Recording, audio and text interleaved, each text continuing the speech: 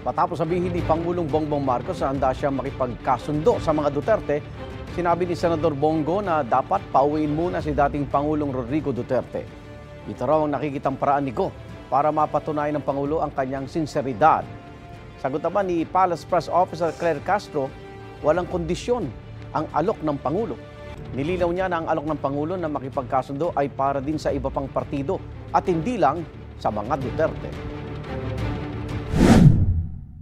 Ako po'y nakikiusap, kung sincere ka, ibalik mo muna si Tatay Digong dito. Kung kaya mong ipadala ng 14 na oras si Tatay Digong, kaya mo rin ipauwi rito sa lalong madaling panahon. Huwag po tayo mag-focus na sinasabing open for reconciliation para lamang sa mga Duterte.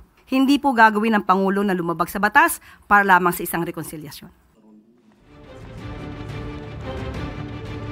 Kahit handang makipag-ayos ang Pangulo sa mga Duterte, hindi raw apektado ang paghahanda sa impeachment trial ni Vice President Sara Duterte. Ayon kay House Prosecutor Isabel Zamora, makikipagpulong na sila sa bagong prosecutor sa sina Representative-elect Laila De Lima at Chel Jokno. Tuloy-tuloy rin daw ang mock trials, talakayan at konsultasyon sa mga pribadong abogado. Igan, mauna ka sa mga balita, mag-subscribe na sa GMA Integrated News sa YouTube para sa iba't ibang ulat sa ating bansa.